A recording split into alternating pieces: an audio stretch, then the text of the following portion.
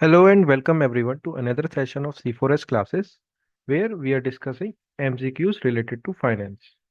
So first question for today's session is on 30th of August 2024, SEBI revised entry and exit criteria for stocks in the futures and options segment to promote market stability. So according to these updates, what is the new MWPL, that is the new market wide position limit for stocks over the previous 6 months? So the answer for this is 1500 crores. Okay, so let's discuss the explanation behind this. So earlier this limit used to be 500 crores. Now it has been enhanced to 1500 crores. Now the main question is, what is this market-wide position limit? Okay, so in say what the regulator is doing, regulator this is a kind of a regulatory mechanism where the regulator's aim is to limit excessive speculation. Okay, so this criteria is used to limit the excessive speculation. So here what they are doing is, here they are capping the maximum position a market participant can hold. Okay, market participant can hold on a particular security. Okay, so let's suppose this limit is, say, it is 20% of free float market capitalization. Okay, then what it means is, if the open interest, that is the interest in either buying or selling of a security, okay, if it crosses 95% of this limit, then a ban period is implemented on that stock. Okay, so no need to go into details. So in exam, if the question comes, they will simply ask, what is the this market wide position limit that is recently updated by the SEBI? So answer would be 1500 crores. Okay, next question is, in SEBI's revised guidelines for stocks in the futures and options segment, what is the updated threshold for median quarter sigma order size based on a rolling 6 month period? Okay, so this has also changed. Now this limit is 75 lakhs. So earlier this limit used to be 25 lakhs and now it has been enhanced to 75 lakhs. So what is this median order? Uh, so what is this is actually, it is a median order. So it is the amount of order that is required to move the stock price by 0.25%. Okay, so it is calculated by seeing various trade data, but the overall meaning is, it is the amount of amount of trade that is required to move the stock price by 0.25%. Okay, so SEBI now it has increased this limit from 25 lakhs to 75 lakhs. So basically these limits have been increased to curb the F&O trading. Okay, because retail investors are investing heavily in this segment, and nearly 90% of the trades done by retail investors are getting into losses.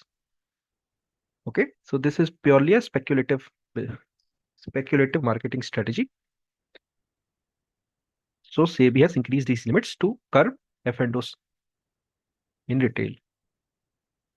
Now, next is, according to this updated regulations, what is the new minimum threshold for average daily delivery value in the cash market over the previous 6 months? Okay, so this value has been now increased to 35 crores. Okay, so earlier it used to be 10 crores. Now it has been enhanced to 35 crores. Now let's see what is this ADTV.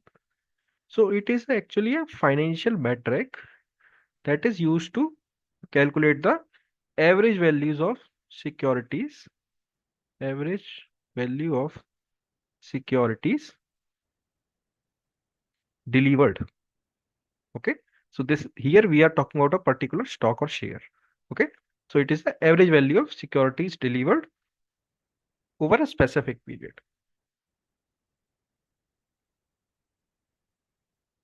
So this limit has also been enhanced from 10 crores to 35 crores. Okay. So before moving on to next question, it's just a reminder that UIIC is AO exam test series is live on our Clarity platform. You can visit you can see the test schedule on our Telegram group as well as on our website. Okay. Now, fourth question is how long is the gestation period granted to existing stocks in the F&O segment to comply with SEBI's updated entry and exit criteria? So SEBI has given certain time for F&O segment to comply with the new guidelines. Okay. So what is the time period that has been given for compliance with the new regulations? So the answer here is 6 months. Okay. Now, a simple question. Which of the following best describes an option in finance? First one is a contract that gives the holder the right but not the obligation to buy or sell an asset at a predetermined price within a specific time period. Next is a bond issued by companies with a variable interest rate. Third one is a mandatory contract obligating the holder to purchase shares at a future date. Fourth is a certificate representing ownership in a company's assets and earnings. Fifth is a form of investment where profits are guaranteed regardless of market conditions. So the answer for this is A. So what is an option?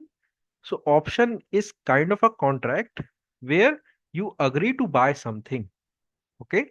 So you agree to buy something, but you have a choice to back out in future.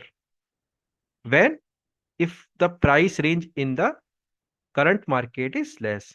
Let's suppose you have taken an option. So what does this means is, let's suppose you are taking a trade that after 3 months, you will buy a particular commodity at 100 rupees per unit.